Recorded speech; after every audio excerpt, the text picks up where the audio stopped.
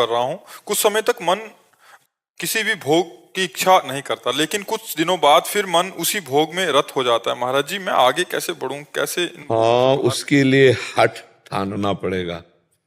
हम थोड़ा सा हठी स्वभाव अपना बनाए।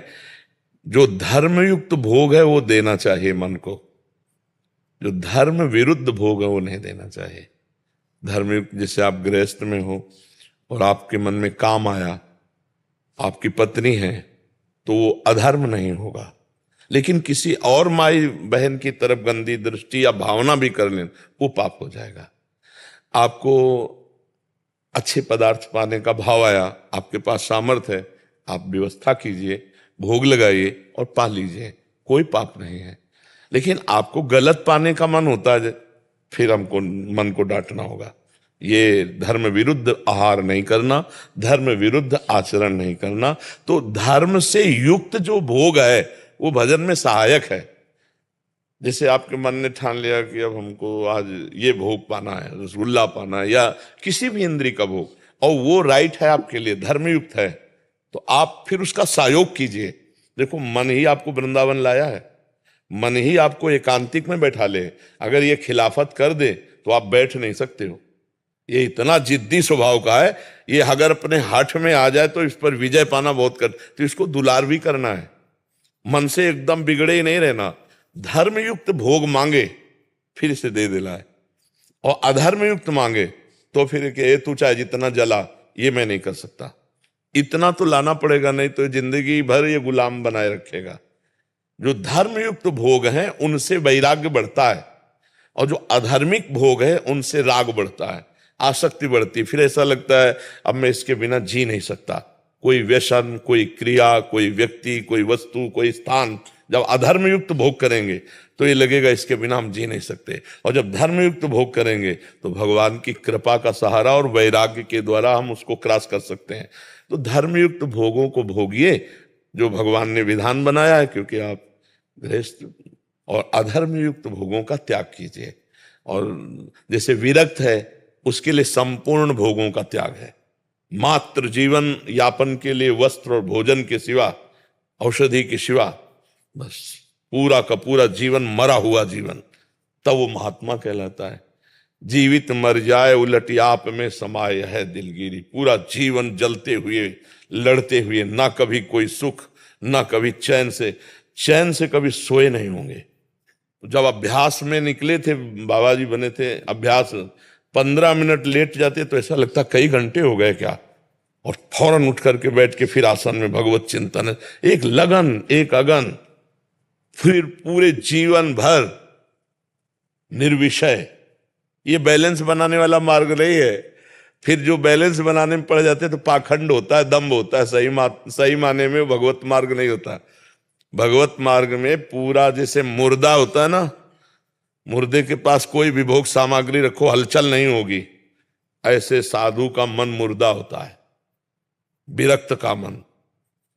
मन मारिया तन बस में की ना, हुआ भरम सब दूर, बाहर से कछु दिखत नाही, अंदर चमके नूर। आपो त्याग जगत में बैठे नहीं किसी से काम, उनमें तो कछु अंतर नाही, संत कहो चाहे राम। वो भगवान के स्वरूप हो जाते। तो गृहस्थ धर्म में धर्मयुक्त भोग भोगते हुए भगवान का भजन करना, और विरक्त धर्म में आजीवन समस्त भोगों का त्याग करके एकमात्र भगवदानंद में स्थित रहना। तो अधर्मयुक्त आचरण मत करो, तो भजन की कभी हानि नहीं होगी, कभी नहीं। आप देखना, अधर्मयुक्त आचरण नहीं होना चाहिए, तो गृहस्थ में रहते हुए भी भजन बढ़ने लगेगा। अधर्मयुक्त आचरण तो फिर भजन नहीं। पापवंत कर सहज स्वभाव, भजन मूर्ति भाव न काऊ। अगर पाप आचरण होंगे तो भजन में मन नहीं लगेगा। जो पे दुष्ट हृदय सोई होई, मोरे सन्मुख आव की सोई। जो दुष्ट हृदय होगा वो भक्त और भगवान की तरफ नहीं चलेगा, वो संसार की तरफ चलेगा। तो हमारे द्वारा कोई अधर्माचरण न बने, ये डरते रहो, धर्मयुक्त भोग देते रहो, जिससे आपके गृहस्थ धर्म की पूर्ति होती रहे, तो आपका भजन बढ़ता रहेगा। ठीक है ना? महाराज जी, मैं वो 3-4 दिन पहले आपके पास आया था, वो सवाल किया था, टेंशन होता है, कोटा में तैयारी कर रहा था। मैं आपको सवाल किया था 2-3 दिन पहले, मेरे को टेंशन होता है कि हमारा बच्चा क्या है कि जो ही तुम सब निकले सो हम डिलीट का बटन दबा देते हैं। इतने रूप हैं सुबह से 2 बजे से वहां से लेके कृष्णाश्रम से राधा केली कुंज तक, तो कैमरा केवल रहता है, डिलीट का बटन साथ ही रहता है। अब कोई हमसे कहे कि आज आप हमारी तरफ देख के मुस्कुराए थे, कोई परिचय नहीं। मेरे दिमाग में तो आप ही मतलब पूरे टाइम मतलब आप ही रहते हो। तो महाराज जी जैसे आपने आपके टाइम उस टाइम बोल के मतलब मन हल्का किया ना महाराज जी, अब मतलब सारा टेंशन गायब हो गया महाराज। अब मेरे को महाराज जी अब ऐसा मतलब विश्वास हो गया ना, मतलब जब भी कुछ होता है मैं आपके इधर आ जाता हूँ। मतलब मेरा मतलब पीछे स्वागत है, आप आओ और जितना निर्विकार हो सको प्रश्न। मैं इससे पहले जैसे आपसे एक बार पहले सवाल किया था कि दोस्त वगैरह को देख के नॉनवेज खाने का मन करता है, तो आपने समझा था महाराज जी, अंदर से अब इच्छा ही खत्म हो गया महाराज जी। आप अब क्या आप जानना चाहते हो? अब तो महाराज जी मतलब आपको बस देखना है। तो अगर जीवन जीवन कोई धर्म संकट में फंस जाए उसके लिए क्या सोल्यूशन है? भगवान समस्त भक्तों ने जब कहीं कोई आश्रय नहीं मिला और भगवान को पुकारा तो भगवान ने निश्चित आश्रय दिया है। तो मेरा जीवन एक धर्म संकट में फंसा है, मैं आपको बताना चाहता हूँ। नहीं, बताने की जरूरत नहीं, पुकारने की जरूरत है। पुकार में तुम्हारी दम होनी चाहिए, अन्य आश्रय नहीं। द्रौपदी जी ने जब तक पतियों का सहारा रखा, भीष्मादि का सहारा रखा, कोई बचाने नहीं आया। जब अपने हाथों से पकड़ा तब भी, और फिर जब दांतों से पकड़ा तब भी हार ही माननी पड़ी। जब देखा अब कि ये 10,000 हाथियों का बल रखने वाला दुशासन एक झटके में अब दांत से वस्त्र हट जाएगा, और एक वस्त्र धारण किए हुए थी, उन्होंने हा द्वारिकाधीश हाथ उठा दिए, तो वस्त्र अवतार भगवान का हो गया। यहां से पल्लू नहीं हटा सका, ढेर लग गया वस्त्रों का, और भगवान का एक वस्त्रावतार हो गया। द्रौपदी के वस्त्र बन गए भगवान। तो आज तक जहां भी इतिहास साक्षी है, जो आर्त भाव से भगवान को पुकारा तो भगवान ने उसकी निश्चित रक्षा की। हमें एक ही उपाय पता है, श्री भगवान। दूसरा है सब नाटकबाजी है। का हिमवंत मुनीष सुनु जो कछु लिखा लिलार, देव दनुज मुनि नाग नर को न मेटन हारे। अगर मेट सकता है कोई तो भावी मेट सके त्रिपुरारी, भगवान मिटा सकते हैं, दूसरा कोई नहीं। हमारी सोच समझ श्रद्धा विश्वास एकमात्र भगवान पर है। उनकी पुकार करो, वही। कोई जंतुर, कोई राख, कोई ये सब इनकी सामर्थ्य नहीं। को न मेटन हार। तो इसलिए भगवान को पुकारो। जो आपका संकट हो आप समझिए और एकांत में भगवान से विनय कीजिए। हम उनके बच्चे हैं, अगर हमसे गलती भी हुई है तो हमें क्षमा करें और हमको संकट से हटावें, तो भगवान निश्चित हटाते हैं। मंगल भवन अमंगल हारी, अमंगल का नाश करते हैं। और हरि स्मृति सर्व विपद विमोक्षणम, जहां भगवान का चिंतन किया गया भगवान विपत्ति का नाश करते हैं। इसलिए धैर्य रखकर, एकमात्र भगवान का आश्रय रखकर जब आर्त भाव से पुकारोगे तुरंत समस्या का समाधान निकलने लगेगा। लेकिन एक अनन्य होना चाहिए। मतलब फोन नंबर जैसे मिलाया जाता है ना, ऐसे भगवान से फोन नंबर मिलाने क्या है, एक मतलब एकमात्र भगवान का भरोसा। अब कोई नहीं रह गया। जैसे गजेंद्र सब छोड़ के चले गए, एक झटके में ग्राह मार देगा। बस एकमात्र भगवान को हे हरि, और आर्त भाव। मतलब ये नहीं कि पता नहीं भगवान करें कि ना करें, दूसरा तीसरा ऑप्शन रखे, नहीं, एक ऑप्शन आखिरी। अब बनेगी तो आपसे बनेगी, नहीं तो प्रभु मेरा कोई अब साथी नहीं। और अंदर से पुकारो, हर समस्या का समाधान। जीवन भर की पूरी अनुभव की बात कह रहे हैं, शास्त्रों की बात कह रहे हैं। और है भी वही, चाहे डॉक्टर हो चाहे कोई हो, वो यही कहता है कि हम पूरा प्रयास करते हैं, इसके बाद अंगुली उठा देता है ऊपर वाला। सबको ऐसे नहीं कह देता भाई वो तो भगवान बचा सकते हैं, हम तो प्रयास कर रहे हैं, बचा भगवान सकते हैं। इसलिए हर संकट का समाधान भगवान का आश्रय, भगवान को पुकारना, भगवान की स्मृति हमारी तरफ से।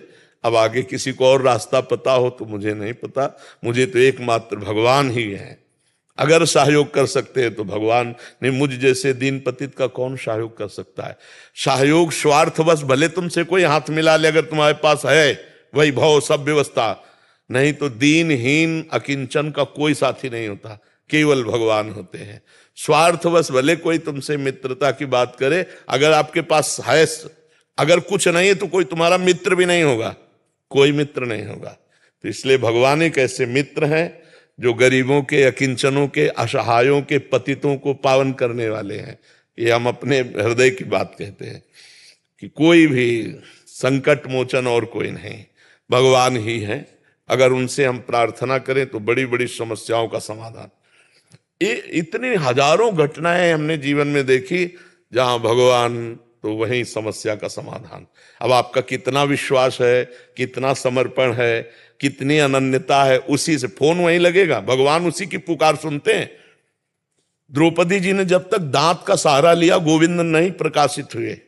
जब पूरा भरोसा केवल भगवान का, तो फिर भगवान वस्त्र बन गए, गजेंद्र का उद्धार। लाखों ऐसे अनुभव हैं संत महात्माओं। तो हमें लगता है अन्य किसी का सहारा न लेकर भगवान का आश्रय लीजिए, और जितना पाप का प्रायश्चित कराना होगा उतना तुम्हें जलाएंगे और फिर बचा लेंगे। बस धैर्य पूर्वक भगवान का ही भरोसा रखना, ठीक है।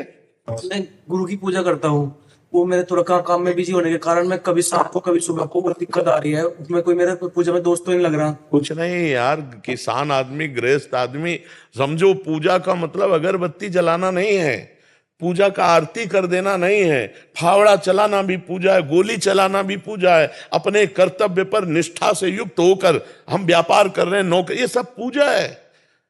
धर्म पूर्वक चलो, भगवान का नाम जप करो, जो कार्य करते हो तुम्हारी पूजा है। ये सृष्टि भगवान की। हम बार बार समझाना चाहते हैं। अर्जुन जी कह रहे हैं हम संन्यास लेके भजन करेंगे, भगवान जी कह रहे नहीं, उठा प्रत्यंचा चढ़ा गांडीव पर और काट इनकी गर्दनें, ये पूजा होगी। तो समझो, अगर हमारा फावड़ा चल रहा है राम राम, तो इससे बड़ा भजन क्या होगा? राधा राधा, इससे बड़ा भजन क्या होगा? हमें शाम तक जब समय मिला, एक लोटा जल चढ़ा दिया, हो गई पूजा। किसान आदमी, हम दिन भर मेहनत कर रहे हैं, जो अन्न कमा रहे हैं, परिवार का पोषण, समाज का पोषण उससे होगा, बीच बीच में भगवान का स्मरण कर रहे हैं। भगवान इस पूजा, आरती, पूजा, इससे ज्यादा प्रसन्न नहीं होते, अपने कर्तव्य से प्रसन्न होते हैं। हाँ, कर्तव्य करते हुए आपके पास समय, आप कर लीजिए, नहीं है तो वो कर्तव्य ही पूजा है। अगर कर्तव्य में अधर्माचरण करे और फिर जाके खूब घंटी बजाए, आरती करे, कभी भगवान प्रसन्न होने वाले नहीं। अपने धर्म से चलो, कर्तव्य का पालन करो, नाम जप करो, कोई पूजा की बाहरी जरूरत नहीं, इसी से भगवान प्रसन्न हो जाए। अगर समय है तो गलत समय ना लगाकर गलत जगह भगवान की पूजा में लगा दो। नहीं, पूरी सृष्टि पूजा ही है। हम 12 बजे रात्रि से लगे, हमारी पूजा ही तो हो रही, आप लोग हमारी पूजा ही तो है। हमारे भगवान के रूप में आए, आप हमसे प्रश्न करते हैं, भगवत चर्चा हो रही, आप संतुष्ट होते हैं, हमारी हो गई पूजा। तो अलग अलग पूजा है, अलग अलग पूजा। एक किसान का हल जोतना, फावड़ा चलाना, नाम जप करते हुए भगवान के आश्रित रहना, हो गई पूजा। उसके लिए फुर्सत थोड़ी कि हम अगरबत्ती लगावे, मोमबत्ती लगावे, वो तो हल जोतेगा कि फावड़ा चलाएगा कि वहां बैठ करके पूजा खोलेगा। आप समझ रहे? एक आर्मी का जवान, सैकड़ों भगत है आर्मी के, एक आर्मी का जवान है, हर समय तैनात है, कब स्नान करे, कब उसको भोजन मिले, कब, ये सब नहीं। नाम जप करो, राष्ट्र को समर्पित हो, दुश्मन की छाती चीरो, यही है पूजा। अपने अपने कर्तव्य में दृढ़ हो जाओ, यही पूजा है, ठीक है। अशोक कुमार जी, लुधियाना, पंजाब से। राधे राधे महाराज जी। तुलसी मेरे राम को रीच जपो या खींच, भोम पड़े जाए सभी, उल्टा सभी सीधा बीज। अर्थात जब इतना सरल ढंग मार्ग स्वामी तुलसीदास जी ने बताया हो, तो हमें इतना दुर्लभ मार्ग क्यों बताया जाता है, या किस प्रकार के साधक के लिए स्वामी? कौन सा दुर्लभ? प्रपंच से चित्त हटाकर प्रभु में जोड़ना है। चाहे दुश्मन मान के भजो, चाहे स्वामी मान के भजो, चाहे प्रीतम मान के। दुश्मन मानो तो कंस और शिशुपाल की तरह, रात दिन रावण की तरह, रात दिन भगवदाकार वृत्ति केवल वैर से, अंतिम समय तक कहां राम रन तो पचारी। खिलवाड़ समझते हो भगवान में चित्त जोड़ना? कि इतना सहज जोड़ के तो दिखाओ, बहादुर हो तो। फिर ऐसे कैसे केवल बात पकड़ के प्रश्न थोड़ी बनता है। चित्त को जोड़ के दिखाओ 2-4 घंटे सच्चिदानंद प्रभु में। बैरे से जोड़ो, कामे से जोड़ो, प्रेम से जोड़ो, जोड़ के तो दिखाओ। केवल बात पकड़ लेने से थोड़ी होती। जोड़ा चित्त, खींच भजो चाहे रीज, तो भजन का मतलब समझते हो? एक भी वृत्ति संसार की स्फुरित न होने पावे, हर समय भगवदाकार। कंस को सोते जागते उठते बैठते कृष्णाकार वृत्ति, गोपियों की कृष्णाकार वृत्ति, वो भजन ही प्रेम से मुरारी पादार्पित चित्त वृत्ति। ठीक वैसे ही वृत्ति कंस की है, लेकिन वो द्वेष से भज रहा है, इसलिए उसे परमानंद की अनुभूति नहीं हो रही। वो प्रेम से भज रहे तो हर समय परमानंद में विकल है। भगवान का चिंतन निरंतर करना, चाहे श्री सुखदेव जी कहते हैं काम से, क्रोध से, द्वेष से, रिश्तेदारी से, नातेदारी से वृत्तियां सच्चिदानंद भगवान में जुड़ती हैं, इसलिए वो सच्चिदानंद स्वरूप हो जाता है। जोड़ के देखो, वृत्तियां जोड़ के देखो। जैसे कहा जाता है कि बड़ा दुर्लभ, जो आप शब्द बोले दुर्लभ, तो जोड़ के देखो ना, बहादुर हो तो। मनुष्य जीवन मिला इसीलिए, साधन धाम मोक्ष कर द्वारा। तो जोड़ो अपनी वृत्तियां, एक एक वृत्तियों को समेट कर सच्चिदानंद भगवान में स्थित कर दो, फिर प्रश्न का उत्तर अपने आप समझ में आ जाएगा। वृत्तियों को जोड़ना भाई इतना कठिन है कि हिमालय को उठा लेना सहज हो जा सकता है, लेकिन वृत्तियों को जोड़ना बहुत कठिन है। एक सेकंड में काममयी वृत्ति, एक सेकंड में लोभमयी वृत्ति, ऐसे ऐसे तरंगायमान हो रहे हैं साधक, जो लगे हैं वास्तविक, हार रहे हैं बार बार बार बार प्रभु को पुकार, जो ईमानदारी से लगे हैं, जो बैलेंस बना है ना भोगों का, उनको कोई परेशानी नहीं है। जब जो रसेंद्री जनेंद्री के भोग की मांग हुई, वो भोग लिया, उनको क्या परेशानी? परेशानी उनको है जिन्होंने अंतर्मुखता में आकर इंद्रियों की गुलामी और मन की गुलामी से मुक्त होने की ठानी है, उनकी बात है। अभी अंतर्मुख में बैठ के कभी युद्ध हुआ है क्या तुम्हारा? अभी नहीं हुआ। तो इसीलिए जिनका युद्ध हुआ वो कह रहे बहुत कठिन है, त्राहिमाम, हार गया नाथ में, हार गया। ऐसे खिलवाड़ समझते हो परमार्थ को। हाँ, गुरु कृपा पात्र है और कदम पे कदम मिला के चल रहा, उसके लिए खिलवाड़ हो जाएगा। गुरु प्रसन्न साहबन कूला, सतमार्ग में जब ठान लिया तो मृत्यु का भी भय नहीं रहता, तो इससे बढ़कर और कौन सी व्यथा हो सकती? नहीं तो जिस समय व्यथा प्रकट करते ना, प्रवचन कर लेना, सुन लेना, बोल लेना, ये सब सहज है, लेकिन जिस समय व्यथा मंथन करके इंद्रियां और काम हृदय में, तो अच्छे अच्छे ढेर हो जाते हैं।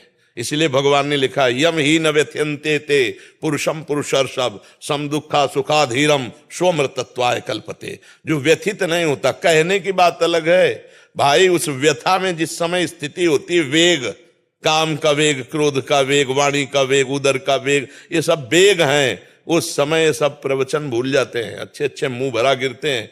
बचते वही है जे राखे रघुवीर, ते उबरे तिहु कालम हो। जो भगवान की शरण में त्राहिमाम और भजन परायण है, भगवान उनको बचाते हैं। समझ पा रहे हो भाई? हाँ, संतों ने जो बात कही है वो बहुत सोच समझ के कही है। कटाक्ष रूप में जैसे बोले ले, तभी तो फिर हमारे शब्द है कि बहादुर हो, भगवान के अंश हो, जन्म हुआ है, जोड़ के देखो चित्त, पूरा जीवन उसी में अपने लोग जब लगा दिए ना, तो आज भी ऐसे ही है। हमारी बस नहीं, आप पकड़े हो तो हम ले, आप छोड़ दे तो हम ले, हमारी सत्ता ही नहीं है, हमारा अस्तित्व ही नहीं है। जैसे हमसे पूछा जाए कि आपकी साधना, तो बिल्कुल ऐसे है, हमारा कुछ नहीं, आप पकड़े हैं, आप पकड़े हैं तो हमारी सत्ता है, आप छोड़ दे तो अभी कुछ नहीं है, कुछ नहीं, आपसे है सब कुछ, आप ही आप है, मैं कुछ नहीं है। आपकी कृपा, चाहे गुरुदेव की कृपा को, चाहे हरि की कृपा को। बच्चा, चित्त जो हाहाकार मचता है, जिस समय जैसी चढ़ाई में खींचकर मन को परमात्मा में लगाने की कोशिश करो, फिसल करके हो जब विषयों की तरफ जाता है, तो जो साधक को पीड़ा होती है वो दूसरा नहीं जान सकता है।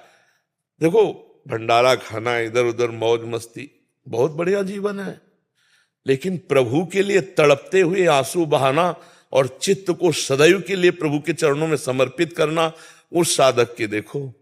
हाँ, नारायण हरि भजन में पांचों न सुहात, विषय भोग, निद्रा, हंसी, जगत प्रीति, बहुबात, ये सब अच्छा नहीं लगता। हृदय जलता रहता है, इसी जलन पे प्रभु रीझ करके फिर कृपा की वर्षा करते हैं, तो आनंद सिंधु में वो डूबता है। ये ताप है पहला, अनर्थों का नाश इसी ताप से होता है। ये समस्त वासनाओं को निर्मूल करके, भस्म करके, ये भगवत प्रेम उदय करता है हृदय में। जो इस ताप को सह गया वही यम ही न व्यथ्यन्ते थे। इसलिए भगवान कह रहे, मात्रा स्पर्शास्तु कौन्ते शीतोष्ण सुख दुखदा आगमा पाइनो अनित्यास तास तितिक्षस्व भारत। वेग आने पर सह जाए सो महात्मा, चाहे वो पैंट शर्ट में हो चाहे भेष में हो। वेग आने, वेग के बाद तो सब ज्ञान करता है, नहीं, जब वेग आया और वो परास्त हो गया तो पूरा उपदेश दूसरे को दे सकता है, कैसे बचा जाता है। लेकिन जब वेग आया तो ज्ञान कहां गया?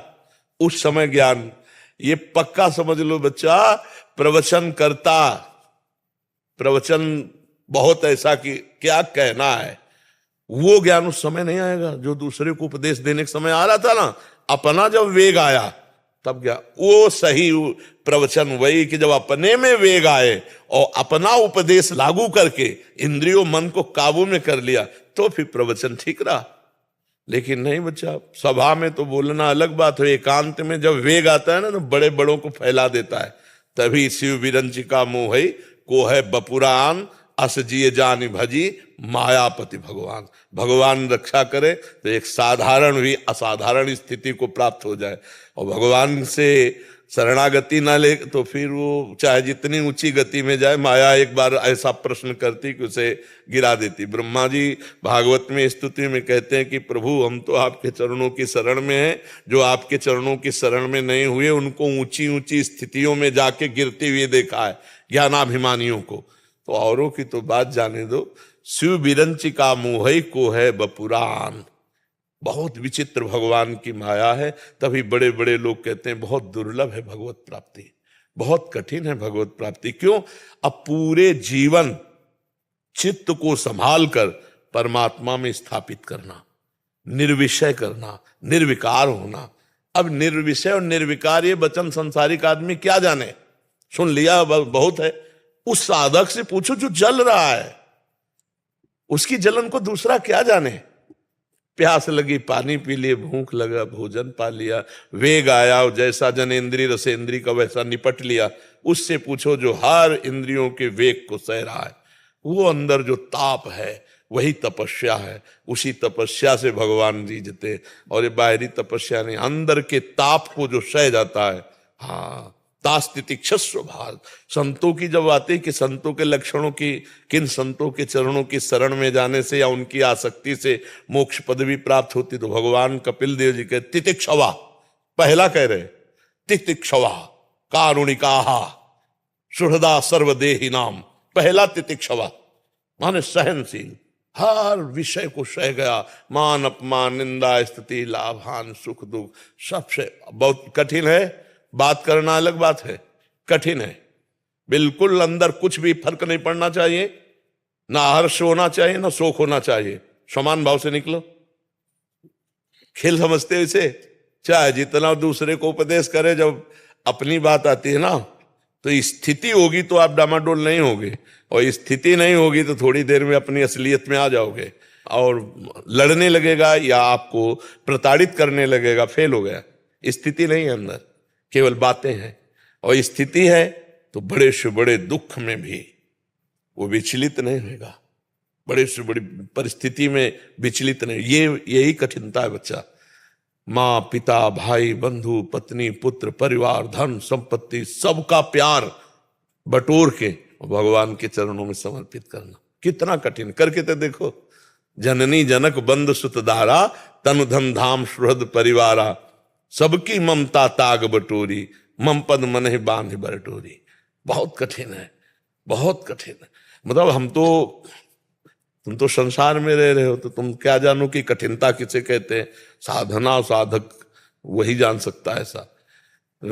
संत वास्तविक जो मार्ग है या भक्ति का जो मार्ग है बहुत कठिन मार्ग है। क्या कठिन? सबसे प्यार हटाना है, बस यही कठिन है। भगवान तो अपने थे, हैं, रहेंगे, वो तो आत्मस्वरूप है और है वो। फिर भी हमारी दुर्गति रुक रही क्या? यही छाती में है, हृदय में सबके हृदय अचत विकारी। भजन निरंतर भगवद स्मृति। अब ये करके देखो तो बात बन जाए। निरंतर भगवद स्मृति। हम कह रहे हैं 1 घंटा केवल हमको ऐसा दो कि कुछ और चिंतन नहीं हो पाएगा, बस करके दिखाओ।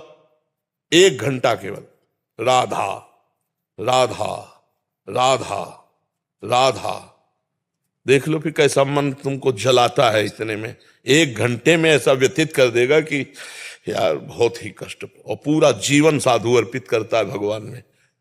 बहुत कठिन है। नहीं आप देखो ना, हम आपको बताया ना, सबका प्यार समेटो, बड़ा कठिन है। देखो बाबा जी बन जाने पर देह का प्यार बना रहता है, देह से प्यार थोड़ा कम होता है तो अहम स्थिति बड़ी जोर की हो जाती है।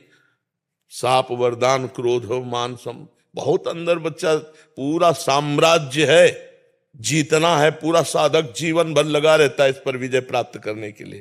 त्रिगुणात्मिका माया पर विजय प्राप्त करके गुणातीत स्थिति प्राप्त करना बहुत कठिन है। गुरु कृपा से, भगवान की कृपा से और स्वयं की कृपा से। स्वयं भी अपने ऊपर कृपा करे कि हमारा उद्धार हो जाए, तब इस पर चला जा सकता है। नहीं, बहुत कठिन है बच्चा। 4 कदम चलने के बाद सब मनोरंजन में लग जाते हैं, बहुत चढ़ाई है। अब नहीं लगने देते आप, कहा कुछ मनोरंजन में जाते आ गया। हाँ, तो जो सुनेगा तो नारद सिख जे सुने नर नारी, अवश्य भवन तज होए भिखारी। आप सरिस चाहे सब किला, हमारी बात सुनोगे तो ये तो काटेगी ही संसार के राग को। जो सत्संगा सर्वसंगोपहो ही माम, सत्संग समस्त संगों से रहित करके भगवान की भक्ति में लगाता है। व्रतान यज्ञ छंदान से तीर्था नियमा यमा यथा वरुणेत सत्संगा सर्वसंगोपहो ही माम। सत्संग समस्त संगों का त्याग कर भगवान से प्रीति कराता है। हाँ, संसार से आंखें हटाकर नंदनंदन प्रियाजू से आंखें, बहुत बड़ी बात है। बस बात बन गई, मन आज्ञा पे चल गया, फिर निकल जाएगा, फिर कठिनता नहीं रहती। फिर तो रोज नया नया एक उत्साह, नवम नवम, उसी उत्साह में वो हर कष्ट सहता हुआ आगे निकल जाता है। पर चलो, नाम जप करो, ठीक है। हाँ, सुरभि मित्तल जी राजस्थान से। श्री हरिवंश महाराज जी। श्री हरिवंश महाराज जी, आपके चरणों में कोटि कोटि प्रणाम।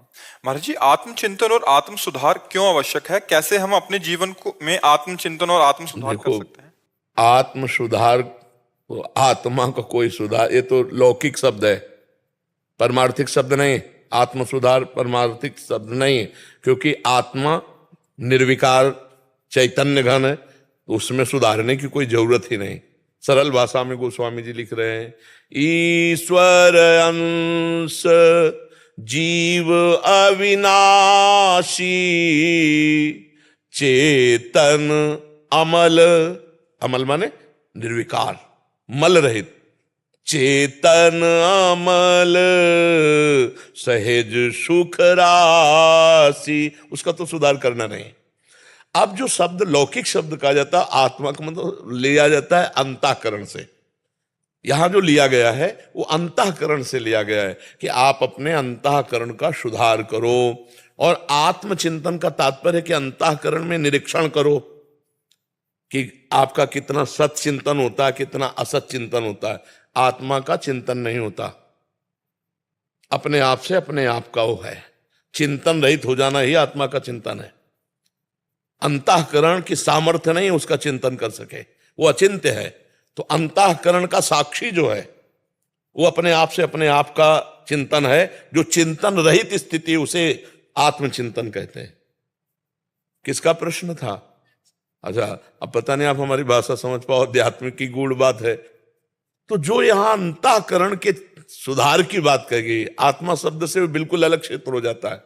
तो जो अंतःकरण के सुधार की बात कही गई है, उसमें देखना चाहिए कि हमारा अंतःकरण कितना शास्त्र सम्मत चल रहा है, क्योंकि अंतःकरण से ही स्फुरित होता है, संकल्प बनता है और उसी से सारी क्रियाएं होती है। तो तस्मात् शास्त्रम प्रमाणन्ते कार्याकार्यो व्यवस्थितो, क्या करना चाहिए क्या नहीं करना चाहिए ये शास्त्र आज्ञा करता है। शास्त्र की बात नहीं समझ में आती तो संतों के मुख से सुन लो, वो विधि निषेध का वर्णन करते हैं। तो जो विधि है वो करना और जो निषेध है उसे ना करना, यही आत्मनिरीक्षण है। और इसी आत्मनिरीक्षण से भगवत चिंतन बनेगा और भगवान के मार्ग में अग्रसर हो पाएगा पथिक। अगर वो गलत आचरण करता रहा तो अनुभव नहीं होगा। फिर लोग कहते हैं हम 20 साल से भजन कर रहे हैं, हमें कुछ अनुभव नहीं हुआ। तो चलनी में गैया दुहे और दोष दैव को दे। गाय दुहे चलनी में, वो कहे कि हमारे भाग्य में दूध नहीं लिखा, तो भैया तू इतने छेद वाले पात्र में दूध आए, कैसे बात बनेगी? पहले छेद बंद कर या पात्र ऐसा ला। तो ऐसे ही हम लोग जो गंदे आचरण कर देते हैं, वो गंदे आचरण वाले छेद से हमारा भजन भगवत चिंतन वो सब वहीं से बह जाता है। हमको अनुभव नहीं हो पाता, हमारी स्थिति ऊपर नहीं उठ पाती है। तो हमें आत्मचिंतन का मतलब अंतःकरण का निरीक्षण करना चाहिए कि हमारी बुद्धि में कहीं सांसारिक सुख की वजह से मन में कहीं सांसारिक सुख का संकल्प तो नहीं बन रहा, और मन और बुद्धि की प्रेरणा से कहीं इंद्रियां गलत क्रियाओं में तो नहीं उतर रही। इनका निरीक्षण करता रहे और शास्त्र सम्मत चलता रहे। समझ पा रहे हैं आप? सर शर्मा जी हिमाचल से। राधे राधे महाराज जी। गुरुदेव, आपके चरणों में कोटि कोटि प्रणाम। महाराज जी, मेरा स्वभाव स्पष्टवादी है। अगर किसी की बात या कोई व्यवहार आचरण मुझे ठीक नहीं लगता तो उन्हें मैं प्रेम पूर्वक बोल देता हूँ। ऐसा करने पर कुछ लोग तो उसे सहर्ष स्वीकार करते हैं, परंतु कुछ लोग नहीं। परिणाम स्वरूप जो लोग उसे स्वीकार नहीं करते वो यहाँ तो बुरा मान जाते हैं या बातचीत करना बंद कर देते हैं। कई बार इसके परिणाम स्वरूप माता पिता भी रुष्ट हो जाते हैं और कहते हैं कि आपको सामाजिकता हाँ का ज्ञान वैसे, नहीं है। हाँ इस पर तर्क वितर्क होने लगता है, फिर हाँ नहीं, आहत होता है दिल। ये उत्तम स्वभाव नहीं है। पहली बात तो हमें सबके दोष देखने का अधिकार ही नहीं है। गुरु को शिष्य के दोष देखने का अधिकार है, माता पिता को पुत्र के दोष, और मित्र को मित्र के। जैसे आपका कोई मित्र है, अब आप उससे बात करो, वो नाराज भी हो जाए तो दूसरे दिन फिर बैठेंगे एक जगह पास, फिर समझाएंगे, क्योंकि वो मित्र है हमारा। और शास्त्र आज्ञा करता है कि कुपथ निवारी सुपंथ चलावा। मित्र का लक्षण है गंदे मार्ग से हटाकर अच्छे मार्ग में मित्र को चलाना। शेष जब तक आपसे कोई ना पूछे तब तक नहीं बोलना चाहिए। तेरे भावे जो करे भलो बुलो संसार, नारायण तू बैठ के अपनो फोन बुहार।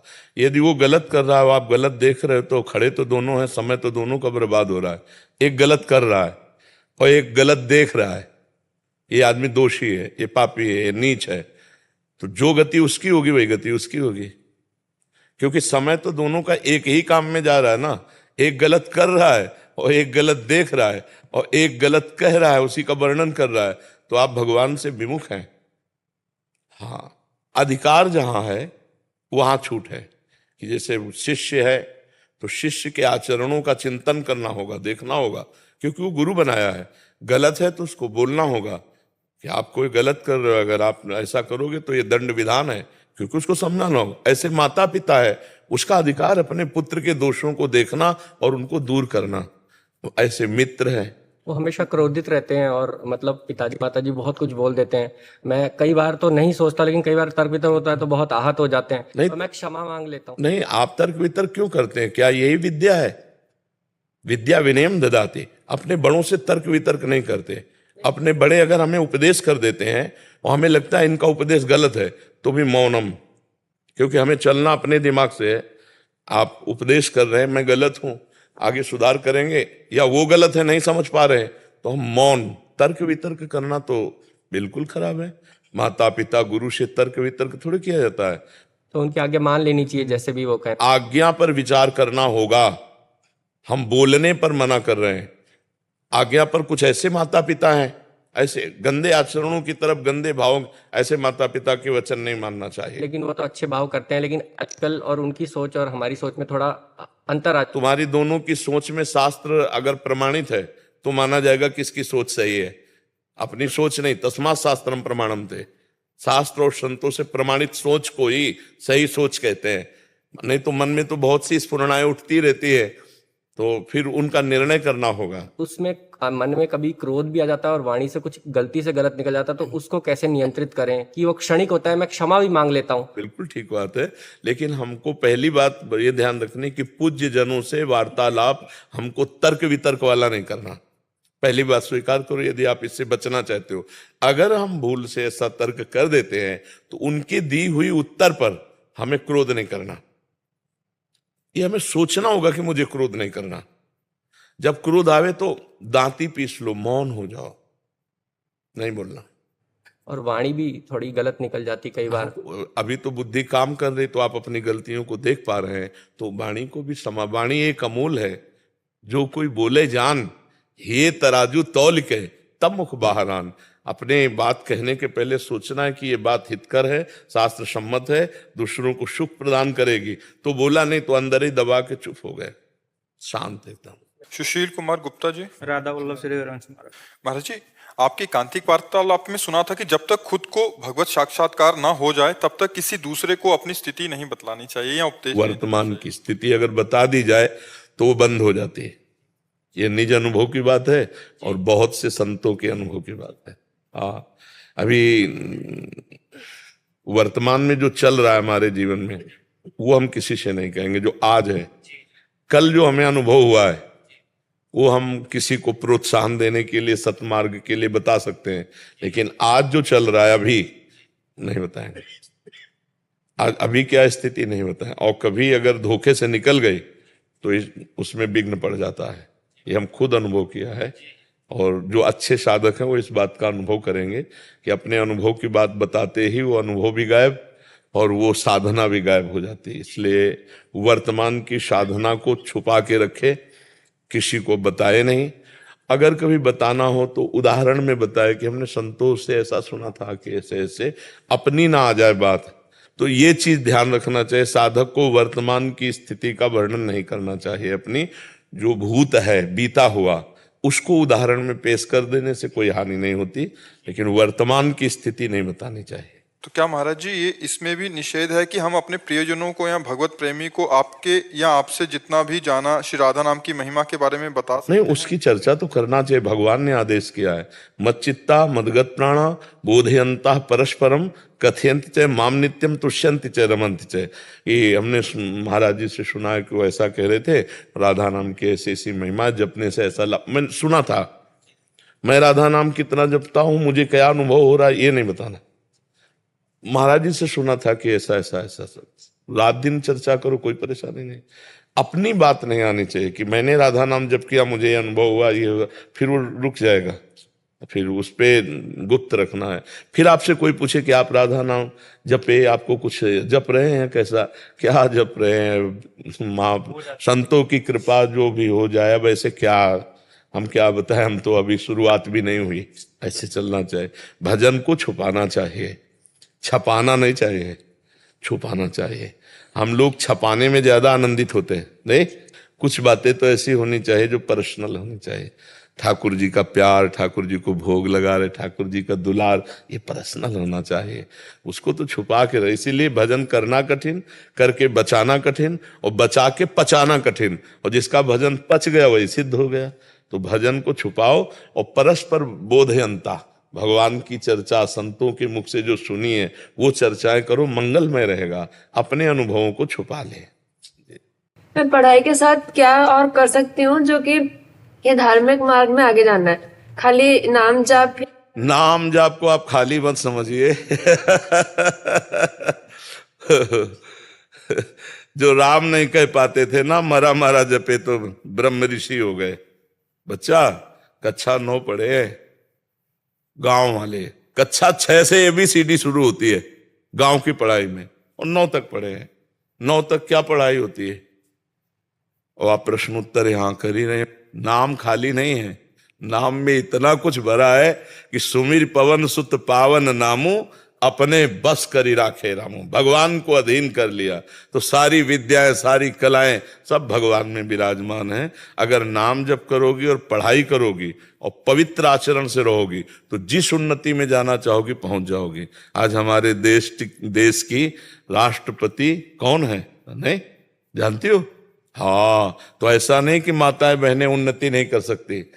अब वो हम ऐसी तैयारी करें कि हम अपने राष्ट्र की सेवा में आवें, समाज की सेवा में आवें।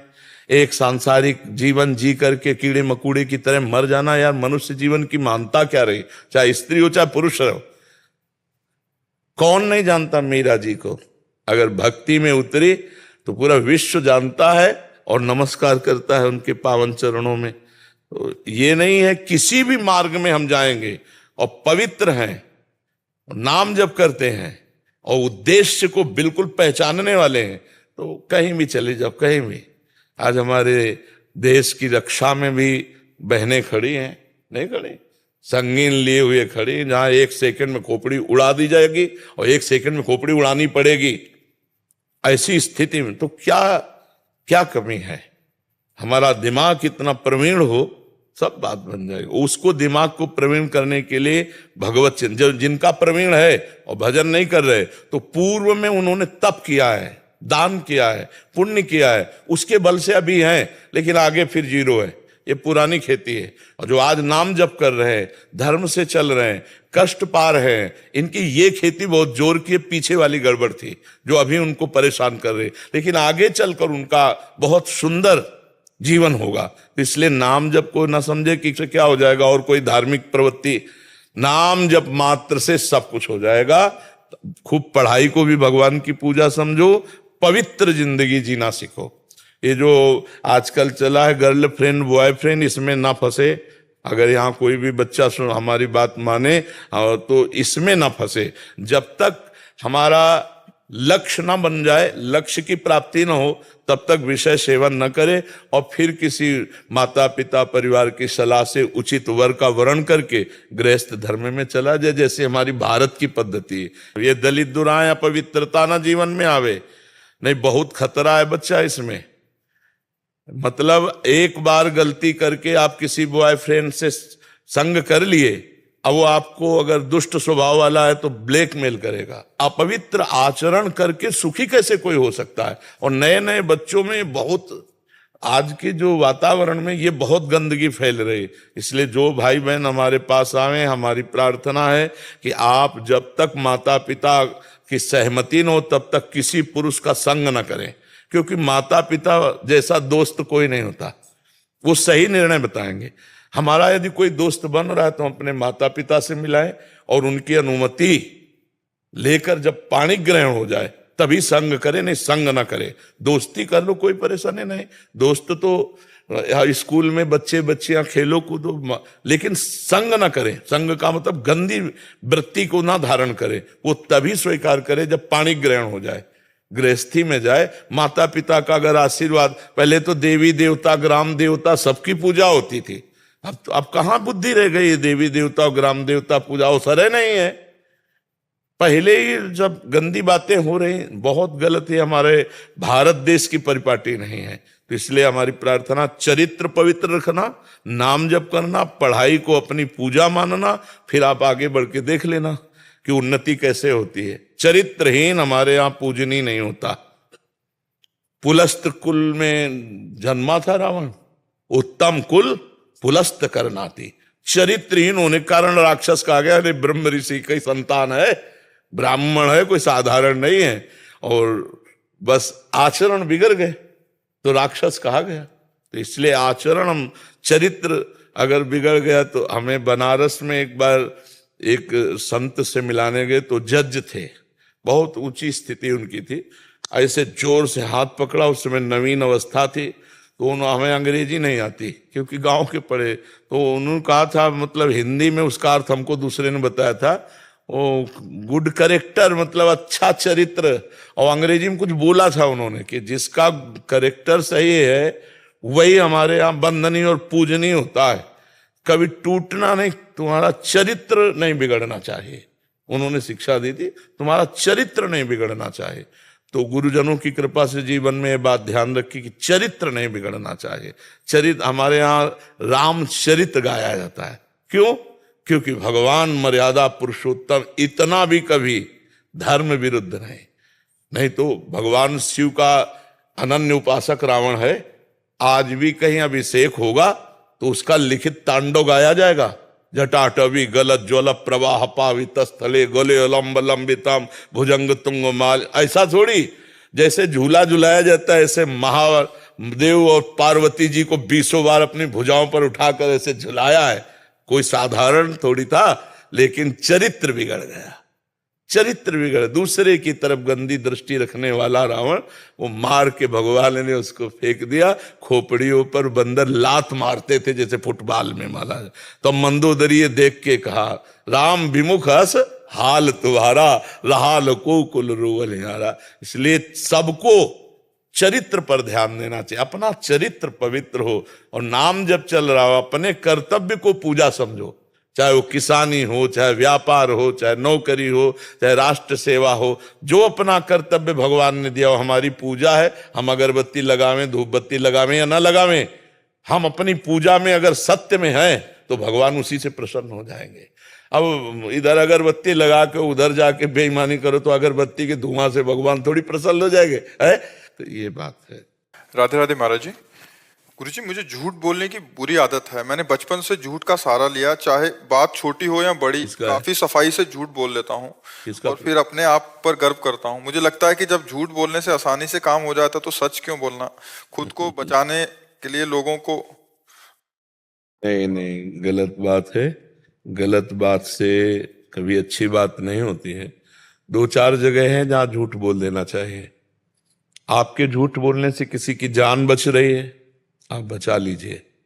आपके झूठ बोलने से किसी का जीवन यापन बहुत जोर का हो जाएगा, झूठ बोल देते हैं। आपके झूठ बोलने से किसी कन्या का ब्याह हो जाता है, हम झूठ बोल देते हैं। 2-3-4 जगह ऐसी जगह हैं जहां झूठ बोलने से पाप नहीं लगता है।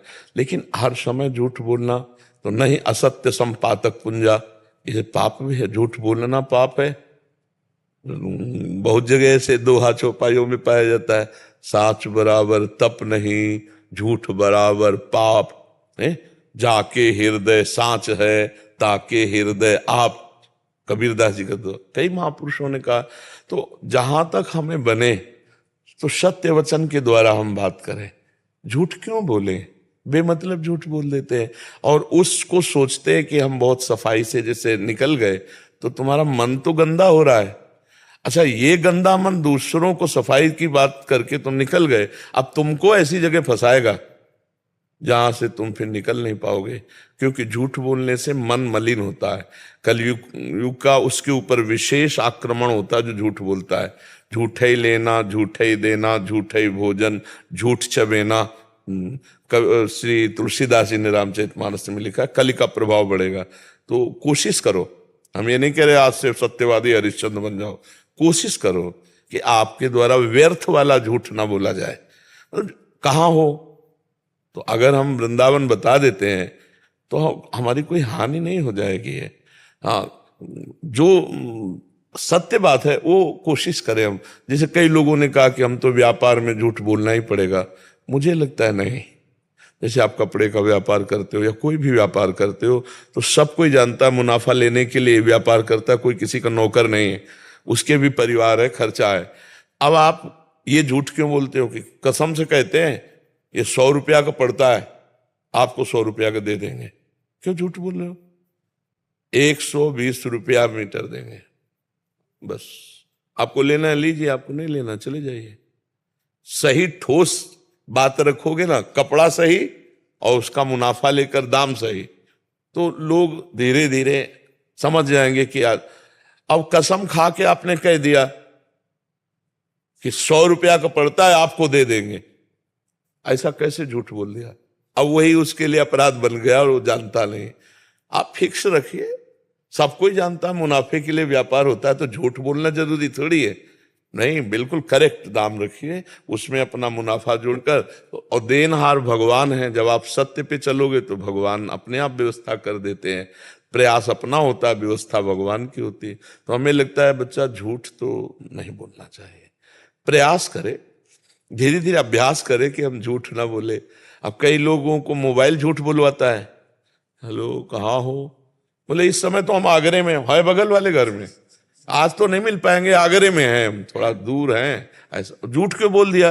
भैया हमें नहीं मिलना, अभी हमें नहीं मिलना, खत्म खेल। हम झूठ क्यों बोलेंगे हम आगरे में? ऐसे तो बहुत से ऐसे झूठ हैं जो व्यर्थ के हैं, जिनको अगर हम सत्य बोले तो हमारी कोई हानि नहीं है उसमें। वैसे सत्य बोलने से हानि भी है भी नहीं।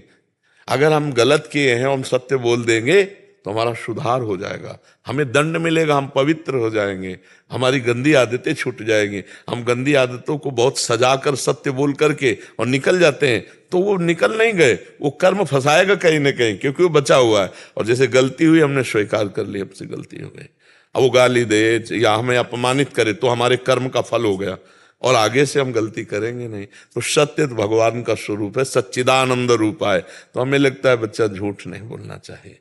अभी कहीं ना कहीं आपकी बुद्धि शुद्ध है, जिससे आप अपने दोष को पकड़ पा रहे हैं, और तो उसको छोड़ भी दीजिए। जिस दोष को हमने अपने अंदर पकड़ा उसे धीरे धीरे छोड़ देते हैं, अभ्यास करते हैं सत्य बोलने का, सही बोलने का, तो भगवान आपको बल देंगे। ठीक है, और थोड़ा नाम जप कर लीजिएगा। नाम जप करते हैं, ये भी तो झूठ नहीं बोल रहे। हाँ, कितने मिनट करते? 5001 कर दे। बहुत सुंदर, धन्यवाद, और बढ़ाते रहिएगा आगे। ठीक है, आजकल काउंटर चला है बहुत अच्छा, उसमें मन लग जाएगा।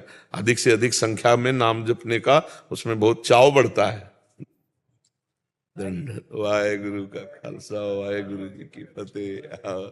बहुत कृपा, बहुत कृपा।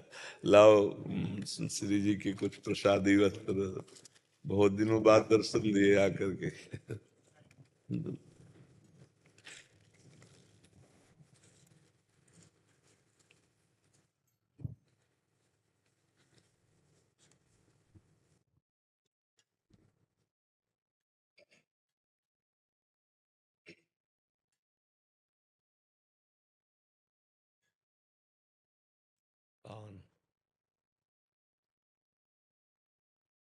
राधे राम।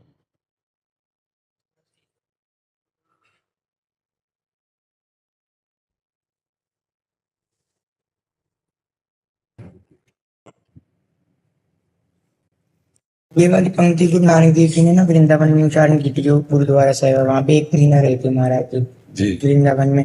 तो यहाँ पे रामलीला का कुछ पूरा था, जो महाराज ने कहा था कि असली में जो है अंदर में मन में राम जी की लीला करो, ये बाहर के तमाशे से भगवान खुश नहीं, करने से खुश नहीं होंगे, अंदर के भाव से खुश होंगे। बिल्कुल। अगर अंदर का भाव नहीं है ना तो बाहर से सुख नहीं मिल पाएगा। बाहर की लिए तो बात तो देखो, जो हम बाह्य पूजा करते हैं उसका फल होता है अंतर में घुसना, अंतर्मुख होना। हाँ, ये जितनी भी बाह्य सेवा, पूजा, तीर्थ याटन, इसीलिए गुरु नानक साहब की वाणी में बाह्य का महत्व नहीं है। बाह्य का नहीं कि आप जटा रखा लिए, आप लंगोटी पहन लिए, आप ये कर लिए और अंदर से आप शून्य हो, भजन नहीं है, परमात्मा का निरंतर चिंतन नहीं है। खास बात पकड़ करके गुरुवाणी जी कहते अंदर का चिंतन आपका क्या जी महाराज जी। आप मान लो बाहर से छवि पूज रहे हो, मूर्ति पूज रहे हो और अंदर परमात्मा को नहीं देख रहे हो किसी के, तो फिर इसके बाद मनमानी पापाचरण करो तो पूजा से मतलब क्या रह गया, है ना। अगर बाह्य पूजा को आप केवल भगवान मानते हो और अंदर आप अपने भगवान नहीं देखे, दूसरों के नहीं देखे, तो आपका व्यवहार गलत होगा। तो बाह्य पूजा का क्या फल मिला है? बाह्य पूजा का फल है अंतर्मुख हो जाना। हाँ, अंतर ही अंतर में परमात्मा चिंतन करते हुए सब में परमात्मा का दर्शन करना, ये सबसे बड़ी पूजा है। तो ये तो प्रारंभिक पूजा होती, जैसे बाहर की पूजा है, बाहर की ये सब बातें हैं, उसका फल होता है अंतर्मुख होना, अंतर्मुख होना। मेरा एक प्रश्न था जी, मेरा ब्रह्म ज्ञान क्या होता है, कैसे प्राप्त होएगा जी, इसे प्राप्त करके अनुभव कैसा होता हाँ, इस तीनों बातों को तो 2 मिनट बैठ जा, फिर बैठ, हाँ बैठ जा, बैठ जा। ब्रह्म ज्ञान आत्मस्वरूप, जो अपनी आत्मा है, जो मैं हूं, ये तो है नहीं, ये तो ढांचा पांच भौतिक है। ये ब्रह्म ज्ञान में इसका त्याग किया गया है, शरीर का राग त्याग किया गया है, और मन और इंद्रियों के जो भोग हैं वो मेरे नहीं हैं, मन और इंद्रियों के हैं। एक है ये स्थूल शरीर और एक है सूक्ष्म शरीर। सूक्ष्म शरीर का अनुभव होता है जब स्थूल शरीर सोया होता है, और स्वप्न में जो शरीर होता है स्वाप्निक, वो केवल सूक्ष्म शरीर होता है। उसमें हम देखते हैं कि अच्छा बुरा, मार पीट, सुख दुख, लेकिन ये स्थूल शरीर तो सैया में आराम से सोया होता है, लेकिन स्वप्न में जो सुख दुख का अनुभव होता है वो होता है सूक्ष्म शरीर से। और फिर है कारण शरीर। कारण शरीर का अनुभव होता है जैसे हम खूब नींद में सो गए गाढ़, फिर हमें आया कि आज 5 घंटे में बहुत सोए, 5 घंटे बहुत सोए, तो जो आत्मा साक्षी है वो उसको अनुभव करा रहा है। तो स्थूल सूक्ष्म कारण, स्थूल जागृत अवस्था ये, सूक्ष्म स्वप्नावस्था, कारण सुषुप्ति अवस्था, और जो तीनों को जानता है साक्षी परमेश्वर, वही आत्म स्वरूप है और उसको अनुभव करना है। ये तो बात हो गई उसकी। इन तीनों शरीरों से रहित होकर उसका अनुभव करना है, ब्रह्म ज्ञान प्राप्त करना। और उसके अनुभव की स्थिति में पहुंचने के लिए गुरु कृपा अत्यंत अनिवार्य है, क्योंकि इस शरीर से राग छोड़ना बहुत कठिन है। है? आनंद होता है वहां? आनंद नहीं, परमानंद। हाँ। मतलब परम आनंद और अगाध आनंद, अखंड आनंद, अनंतानंद। हाँ, तभी तो बड़े बड़े संत महात्माओं को, बड़े गुरुजनों को इतना जब कष्ट दिया गया तब भी मुस्कुरा के बोले तेरा किया इच्छा लगे। वाहिगुरु का हर विधान सर माथे और परमानंद में। तो स्थूल शरीर को कष्ट दिया जा रहा है क्योंकि और कर्म के अनुसार है नहीं जी महाराज। ये कर्म साधारण प्राणियों के शरीर पे होता है, समर्थ पुरुषों में नहीं। समर्थ पुरुष ये दिखाए कि हम धर्म के लिए अपने शरीर को शहीद करते हैं। धर्म के लिए तेग बहादुर सिंह जी ने जो इतनी सामर्थ्य रखते थे, उनके शिष्य जन कि अधर्मियों को दंड देने में पूर्ण समर्थ थे, तो नजदीक बुलाया और स्पर्श किया और सारी शक्ति ले ली, कहा आप करके दिखाओ। तो ऐसे बोले नहीं, सहना है, बाजार को जरना है। हाँ, हमको ये दिखाना है कि हम अपने धर्म के लिए प्राणों की बाजी लगा सकते हैं। और गर्दन कटवा दी, और इतने सामर्थ्यशाली थे, तन से भी, मन से भी और स्वरूप से भी, कि अगर वो एक संकल्प कर लेते तो विधर्मी सब मर जाते, सब नष्ट हो जाते। हाँ, तो हमारे गुरुजनों ने उसी स्वरूप में स्थित होकर, स्वरूप में कष्ट नहीं है, देह में कष्ट है, तभी वो कह रहे तेरा किया मीठा लागे। नहीं तो देह जल रही है तो फिर ताप तो लगे ना, लेकिन वो आत्मा, हाँ, जो आत्मा है, नयनम छिंदन्ति शस्त्राणि नयनम दहति पावका न चैनम क्लेदयन्त्यापो न शोष्यति मारुता। अग्नि उसे जला नहीं सकती, कोई अस्त्र उसे छेद नहीं सकता, वायु उसको सुखा नहीं सकती, जल उसे डुबो नहीं सकता, वो ऐसा आत्मा है। हमारा परमात्मा आप भेजता है साधुओं को दुनिया के भले लिए। जी।